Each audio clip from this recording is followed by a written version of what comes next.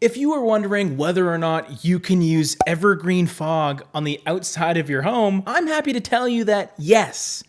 Yes, you can. In fact, I'm going to give you an entire color scheme using the Sherwin-Williams Color of the Year for 2022 alongside two other color combos that will look awesome this year. Welcome back to the Paint People, and if you're new here, just welcome. No, welcome back. This is one of our mini series that we do on the channel, and it's called Color Combos. This is about me giving you 3 sets of 3 paint colors that you can use in your home, or in this case, on your home. These are all color palettes that were intended for exterior use. And I guess there's nothing wrong with using them inside, but in my little brain here, I was definitely thinking of the outside when I put them together. Each color combo will have a main body color, which is going to go on the majority of the house, a trim color, which is designed just for that, so all the trim that outlines bits of your house, and then there's the accent color, which is going to be the least used color, but is meant to draw your eye. The accent color is just intended to be different than everything else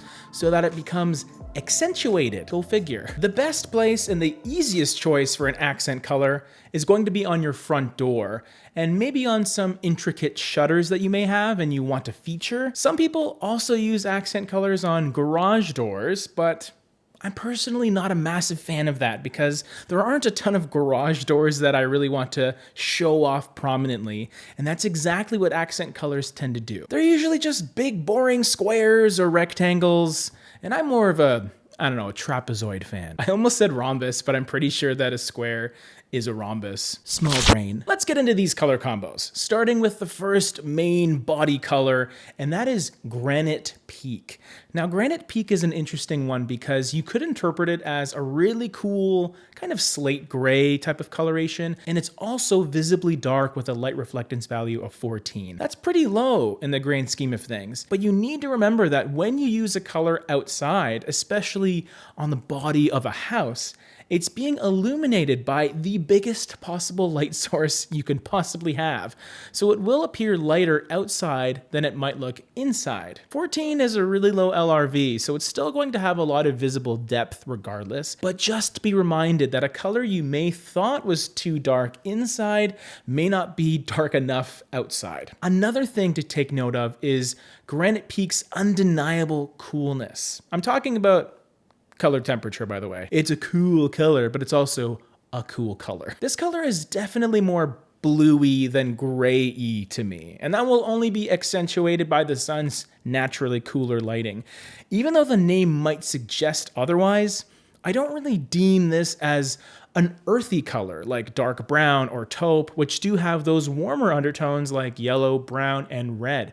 This one is very much blue leaning with a touch of green, so excuse me. So you will see a lot of that coolness on display. Do not make this choice if you're looking for a dark gray and just a dark gray, because in actuality, it may appear more like a muted but shaded blue, and I think it looks awesome. So that's kind of why I picked it. The second color in this combo is the trim color, and while you might be tempted to opt for something lighter and cooler to tie in but still pop against Granite Peak, I went the other way and selected Neutral Ground, which is a color that I've been really interested in lately. You may look at it and think, well, it's light, but it doesn't seem like a white, which is usually what people start with when it comes to trim, whether it's inside or outside.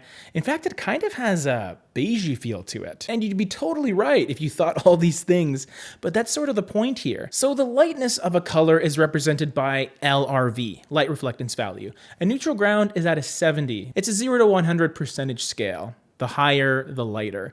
So 70 actually seems a bit dark for an off-white, but when you use it outside, it really lightens up, especially next to Granite Peak. You have that sort of contrasting effect of light and dark colors sort of accentuating each other. And in terms of the beige aspect, it's actually pretty subtle when used outside, because again, you do have the cool light of the sun balancing the warmth out and almost neutralizing it.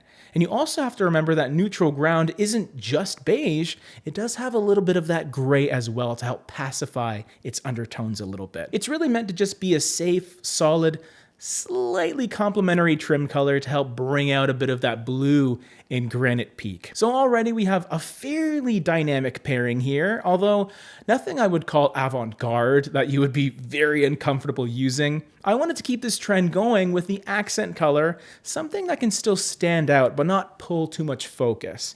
And for this, I suggest iron ore as your accent color. It has an LRV of 6, so that's got enough depth to call it black, but it's not necessarily a deadpan black. It almost has that hint of gray to prevent it from feeling like a black hole swallowing you in. It's also a touch lighter and slightly less cool or even blue than Tricorn Black, which is one of the Sherwin-Williams most popular black paint colors. I just tend to gravitate towards those ever so slightly softened blacks for the outside, and in this case, in the form of your accent color. And just to clarify, this is probably an example of an accent color that I wouldn't mind throwing on the garage doors as well, just because it's almost a supportive color rather than one that stands out on its own. So that's our first color combo done. And as soon as you're done hitting the like button for the YouTube algorithm, I'll move on to the next. 1 minute, 37 seconds later. All right, so we're going from cool to warm here, because I know there are some of you that appreciate a house that is nearly as bright as the sun. Bright, warm golden yellows are coming back, and not just on front doors, but on bodies of houses as well.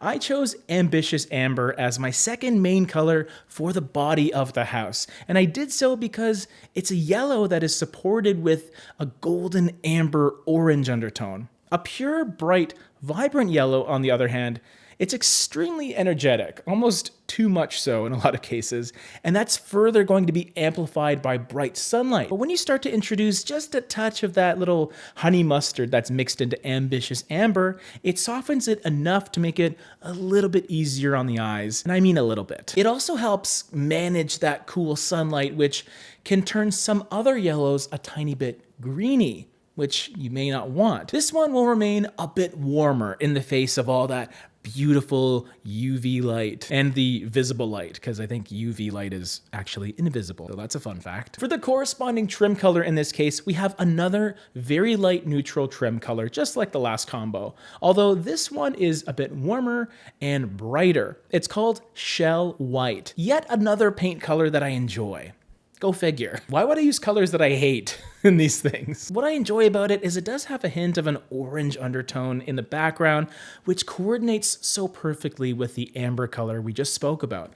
Also, because Ambitious Amber has about that 64 LRV, that actually makes it feel pretty light. So I wanted to go with an even lighter trim color to give you that added bit of contrast. Now I will say that Shell White's 83 LRV is sort of on the darker side of those pure white paint colors, especially when you use it inside, but outside, totally different. It's going to look very clean and vibrant, and I honestly wouldn't really want to go much lighter or brighter than this outside in most cases. For the accent color, we're going to choose something that is quite different, but really a ton of fun. Yes, it's capitalizing on the green trend we see in design right now, but no, it's not Evergreen Fog. That's in the next color combo. Maybe.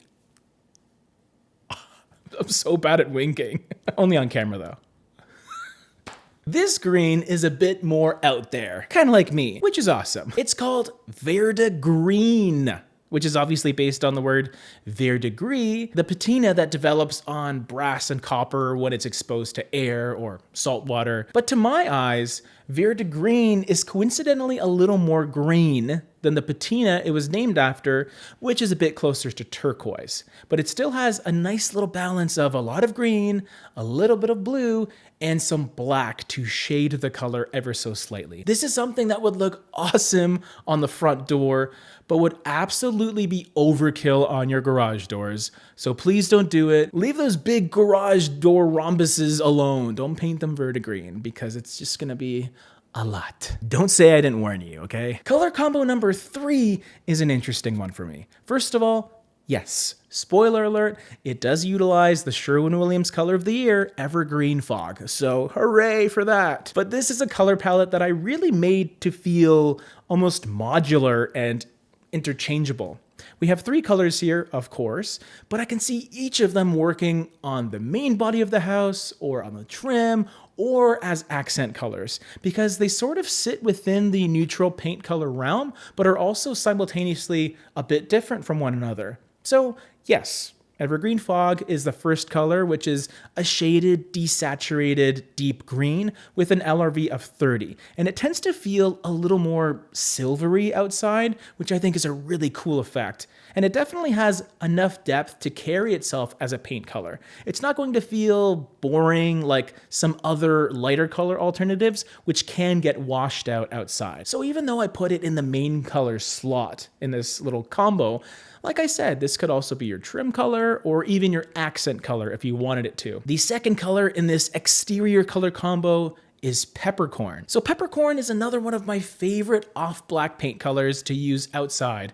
Honestly, it's pretty similar to iron ore, which we talked about earlier. However, the only difference to me is peppercorn just has a touch more balance in its composition as an off-black. It feels truly like a very, very, very dark gray, kind of like a graphite color, with no real visible undertones objectively. However, outside, it will be susceptible to a decent amount of cooling from daylight, but not enough where it'll turn completely blue. It just might have a slight dusty blue undertone. Another example of not going with the darkest black outside. Peppercorn just seems to incorporate itself a lot nicer to me, and that also helps it with its versatility, whether you want to use it on your trim or anywhere else outside. Finally, we have the third color in this combo, which may be a more obvious choice as a main color, but in this context, I'm using it as an accent color, and it's called Urban Putty. This mid-tone tan is extremely popular as an interior color because it's pretty neutral, but I like it as a subtle accent color alongside those two others because it is noticeably different compared to Evergreen Fog and Peppercorn. Those two colors are definitely deep and almost smoky in comparison, while Urban Putty introduces that familiar grayish type of coloration that will feel pretty different outside. It's almost repurposing and reinventing what we think as a simplistic color and highlighting it as a centerpiece amongst two other really striking colors as well. So more so than the other two combos we talked about before, these three can sort of be switched around and interchanged in any configuration you want, because I do see them as almost equals, and therefore they can have equal weighting or importance in your design. I also have some more color combos right over here if you need more inspiration, because that's the name of the game for me.